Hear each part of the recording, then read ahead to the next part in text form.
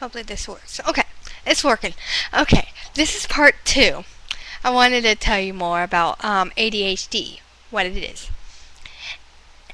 Number 1, an inattentive type with signs that include inability to pay attention to details or a tendency to make careless errors in schoolwork or other activities. Okay, that's 1. Now the next one is difficulty with sustained attention in tasks or play activities. Apparent listening problems, difficulty following instructions, problems with organization, avoidance or dislike of tasks that require mental effort, tendency to lose things like toys, notebooks, or homework. Distractibility, forgetfulness in daily activities. Number 2, a hyperactive impulsive type with signs that include fidgeting or squirming. Difficulty remaining seated, excessive running or climbing, difficulty playing quietly, always seeming to be on the go, excessive talking, blurting out answers before hearing the full question, difficulty waiting for a turn or in line, problems with interrupting or intruding. Okay, a combined type, which includes a combination of the other 2 types and is most common, although it can often be challenging to raise kids with ADHD. It's important to remember they aren't bad, acting out, or being difficult on purpose. And children who are diagnosed with ADHD have difficulty controlling their behavior without medication or behavioral therapy. Okay? Behavior therapy. That just makes me laugh because I'm in behavior therapy. I have to be in behavior therapy because I have trouble with my behavior and I have the combined type of ADHD. And it's only a mild case, but still, it affects my life. Affects my life at church, home, everywhere. Anywhere I go. Everywhere. It affects my social life. I don't have much of a social life anyway, because I don't talk that much. I mean, you think I talk so much? Oh yeah, I do talk a lot. I mean, I just only have a limit of people I talk to. Because I don't really socialize with people that much. Only when I'm at church and other places. But not at home. Not much. But anyway, let's get back to this. How is it diagnosed? Most cases of ADHD are treated by primary care doctors because there's no test that can determine the presence of ADHD.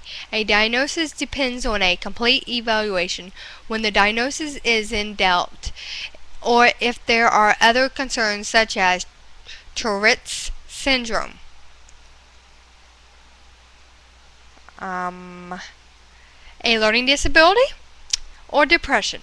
A child may be referred to a neurologist, psychologist, or psychiatrist. Ultimately, though, the primary care doctor gathers the information, makes the diagnosis, and starts treatment. To be considered for a diagnosis of ADHD, a child must display behaviors from one of the 3 subtypes before age 7. Like, huh? Okay. You're thinking of, okay, and they're supposed to be, they have to show the behaviors before they were 7 years old. And some of these people are getting diagnosed when they're older. You're like, huh? But you look back, you can see a history of problems that teachers did not look at that and just didn't, because they just kind of They just thought they were just immature. Didn't think of ADHD. Not all teachers think that way. But teachers did that over at, they did that with me. But I was having problems in elementary. I was misbehaving. I decided to go in the hallway because I was told to go in the hallway. And so the teacher let me stay. She left me in the hallway by myself. So I just crawled on the floor. I was like, I'm going to go get me a drink of water. I'm going to go to the bathroom. I'll just do whatever I want to, man. I got all the freedom, man. And somebody with ADHD, they think, oh, cool.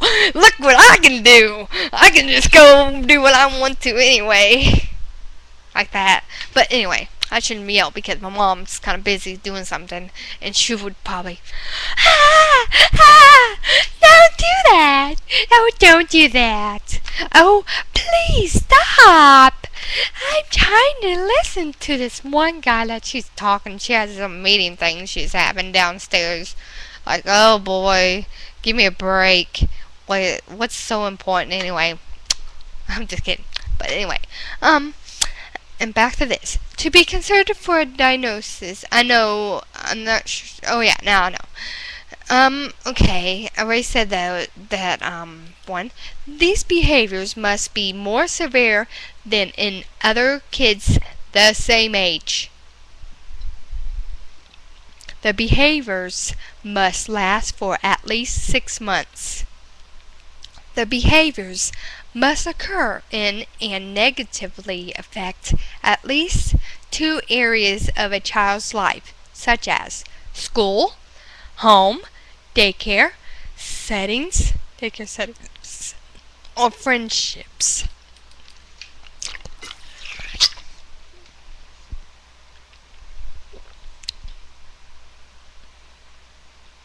The behaviors must also not be linked to stress at home. Children who have experienced a divorce, a move, an illness, a change in school, or other significant life event may suddenly begin to act out or become forgetful. To avoid a misdiagnosis, it's important to consider whether these factors played a role in the onset of symptoms. First, your child's doctor will perform a physical examination of your child and ask you about any concerns and symptoms.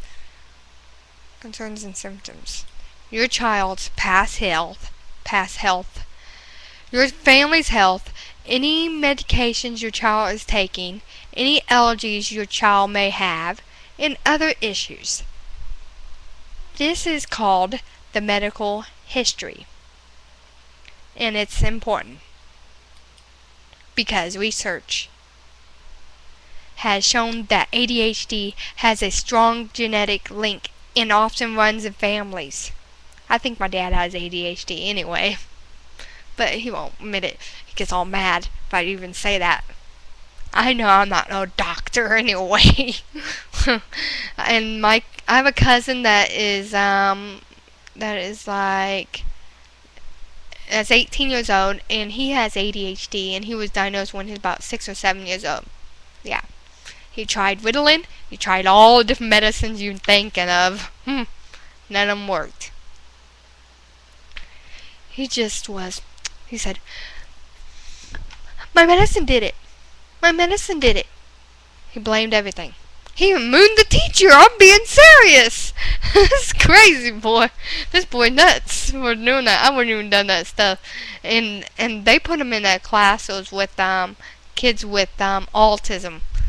But he doesn't have autism. That's the one thing. You're making these kids with autism suffer because of what he did. And he shouldn't be in that class anyway. But anyway, enough about that. I don't want to talk about that stuff anyway. That's enough. But anyway, your child's doctor may also perform a physical exam as well as tests to check hearing and vision so other medical conditions can be ruled out, because some emotional conditions such as extreme stress,